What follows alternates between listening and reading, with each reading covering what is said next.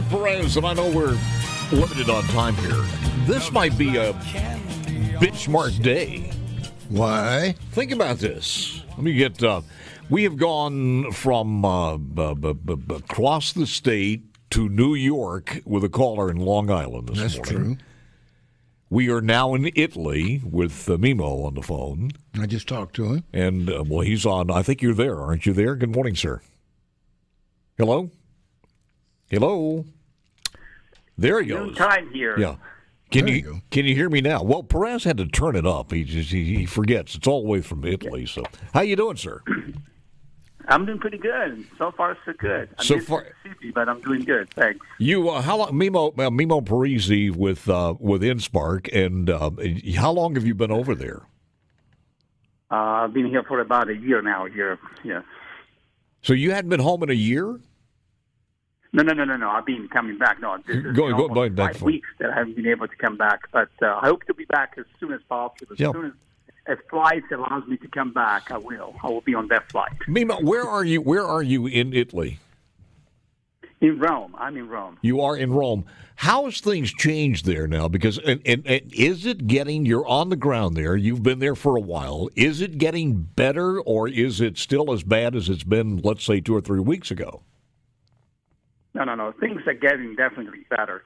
The measures that have been put in place actually are reducing the spread of the virus. But, of course, it will take a while before we can come back to a normal life. But definitely things getting a little bit better. Yes. Are they telling you what time you're going to be able to fly and come home? Right now, I'm scheduled to come back on Sunday, but we go day by day. It might be that the day that will cancel the flight, and I need to think about another flight. So, but I'm determined to come back. Well, one of the things that we did, people just kind of got used to this now as far as some of the numbers, but we see the tremendous death toll in Italy. And we kind of examined this. Well, I guess we've all learned a lot about this virus, and in doing so with the virus, we've learned a lot of other things, some extraneous things too. Number one, that Italy has a lot of old people, and number two, that we've learned that there are a lot of Chinese people who do business in Italy. Am I wrong about those two things?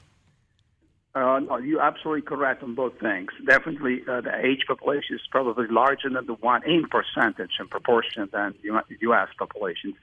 And two, yes, the Chinese population is the third largest migrant population, foreign migrant populations in Italy. Yes, it's correct. We heard at one point, Mimmo, that there were like over 10,000 on flights coming in daily as far as business people from China.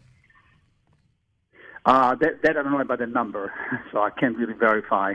Yeah, I can't really. So I don't know about that number. How is your daily day-to-day operations changed now? Are you able to get out, maybe go to a cafe or something, or are you confined to where you are? No. There is a total lockdown. People are restricted to stay in their house, so we are hunkering down. Bars, restaurants, shops, they're all closed. And they will stay closed until April 3rd. Have you partook in any of the singing as far as the neighborhood's concerned? No, actually, you can't leave your home unless you have a justified reason, such as go to a pharmacy or a grocery store. But even when you go to a grocery store, only one person per household can go to the grocery store. Once you are at the grocery store, only 4 people at a time can be in the grocery store. So it's a very well kind of control how people can access or leave their places. Yeah. Is the leadership there in Italy doing the same thing that they're doing here as far as Trump and the task force? Are they informing you guys every single day on this when you get updates? Oh, yes, for that. I don't know exactly what in the U.S., but definitely every day, every hour, there is an update about how this is impacting the daily life of people, yes. You know what it is? Every day at 5 o'clock, there is an overall update about the new numbers and on the coronavirus and what might be the next day. I don't know if you've had a chance to process the numbers, but when you start looking at, and I know your whole ball of wax is economics and looking at numbers and far as business. When we go from some minor numbers and record-breaking employment, record-breaking unemployment, to all of a sudden 3.3 million people flooding the unemployment offices, nobody could handle this. I mean, in the state of Mississippi right now, and this will be updated in about an hour, 485 cases of this and 6 deaths. But how do you speak to the economic part of this? Well, I mean, there are two things that we have learned from this emergency. One, that we were not prepared, and I speak for Italy, and maybe the same thing probably will be for Mississippi and maybe for the rest of the country, prepare to handle such massive amount of flow of people coming to our offices to receive any form of assistance. And two, we've learned that we have to do much better when it comes to using online services, almost like banking. So public service has to be more available online, and that can really help to reduce the impact of a situation like this. But in Italy, basically brought the entire country to a paralysis because local offices could not handle this large amount of people going to any public office to receive assistance. So they were completely unprepared about this.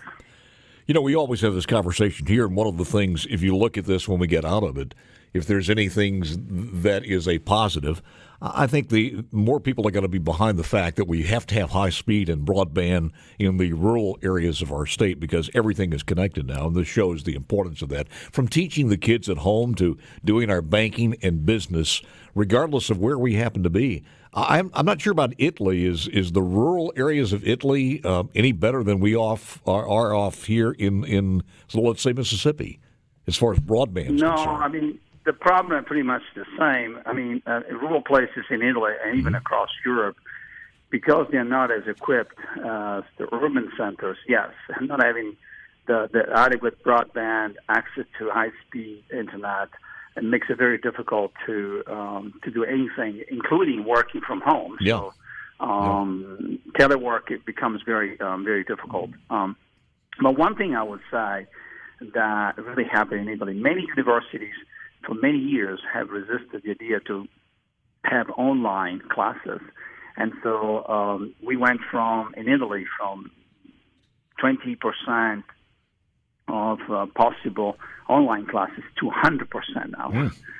So even in a crisis like this, there are something that really is helping the country to change culturally. It's really a cultural issue, how technology will change the way we're going to live our lives. And that's so obvious now, more than ever. Can you hang on for a second? Because I got a couple of other questions, and I want to know what you think, what we're going to look like after this is over, as far as the economic parts of Mississippi and what it's going to do to us. Our numbers came in yesterday. I have those, and we'll talk more with Mimmo Parisi live. He is quarantined in not Rome, Mississippi, but Rome, Italy. We'll continue the conversation coming up next. Guest line, live from Rome, Italy. It is Mimmo Parisi. Mimmo, the unemployment claims in our state rose. Are you ready for this? 586% from March 14th to March 21st. 586%. The week before was 879 people as far as unemployment claims. It went from 879 to 6,723. You there? Yeah, I'm here.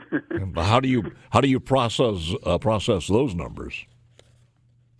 The numbers don't really surprise me, given the situation, because it's not a shock induced by an economic shock. It's because we have a health crisis. And so when you put the interest, when you put the safety of the people first, of course, you're going to see those kind of numbers. But those numbers, are mostly due to the fact that, people have to somehow been able to have some sort of income supplement, a wage replacement. But one thing I would say about Mississippi, which I know very well, we have one of the most solvent unemployment insurance in the country that is able to withstand an economic shock for at least a year of this magnitude. So I'm not concerned about the numbers and as well the solvency of the system, because the system is very solvent. I think what probably might concern me a little bit is the speed by which we're going to process all these applications. Mm-hmm. But even there, I'm very confident because the state has made a tremendous investment in using online and any methods of data science to allow people to apply and process their applications online. So I'm confident they're going to be able to handle this. You know, you sound just like another paisan, Maria Bartiromo, because she said the same thing yesterday, the day before. She said basically that those numbers are not surprising to her. As a matter of fact, she thought they might be even more so, talking about nationally at 3.3 million. And again, people have to understand this is not a hurricane. This is not caused by a devastation of the infrastructure. This is people just not going to work because of a health scare. And many of those people, once the president says, okay, let's go back where we can, they will be reemployed. Correct. And so this is working exactly the way it's supposed to work. It's allowed workers to stay in the area, not to fly the area and go somewhere else to find a job somewhere else. So it allows the economy not to collapse in the local community so things can keep going. So the system is working exactly the way it's supposed to work. And so, as I say, I'm no surprise to see this kind of numbers. You know, when you start looking at this, and I know this is going to be a long term in coming, but anytime you have a shock to the body, anytime you have a shock to the family, it changes you, your personality, your things that you do. Somebody breaks into your home and there's a personality or cultural change. And this is going to change us. And I think one of the things is the online, as you said, schools, as far as online schools. There are going to be a lot of changes from this. If anything, we're going to be more open to the idea that this kind of technology should be part of our daily life. Mm-hmm. And I think there's already been, for the last decade, if not more than a decade, this push to have people using more online services. So after this, I think it will be almost inevitable that everybody's going to be demanding that this kind of service will be available to them because they've experienced firsthand what it means not to have it. So did you see... There will be a lot of pressure for state government to make sure that they will be equipped to do this kind of service. Yeah. Well, everybody was talking about the economic slowdown anyway. We had such an economy that was on fire for a long, long time, and then people said, well, last 2 or 3 months, things began to slow down a little bit. I think as far as Mississippi's concerned, people said the same thing. It was slowing down a little bit. But even then, there were a lot of things still happening. What do you think the prospects are for us as a state to get back on track and to keep the good things going? Well, I think the state, like many other economies, will be. The question is how fast they're going to recover from this, and so I don't really worry. I mean, right now we have to go through this, put people at ease that it's safe to go to work, it's safe to be going around, and so once that happens, I think everything else is going to go back to normal. But until we don't help people to have a sense of security, it will be very hard to restore confidence that would allow us to come back to business normal. So it's not an economic issue at this point. It's really more to make people comfortable that going back to work it's safe, that going to a restaurant it's safe, to do the normal things that we do every day. I agree with you. I think the economy's going to and I think everybody's just biting at the bit to do that. And I think a lot of people are just biting at the bit also to go back to work. Look, man, it's always a pleasure. Safe trip back home. I hope you get there on Sunday. It was a pleasure talking to you. Mimmo Parisi, live from Rome.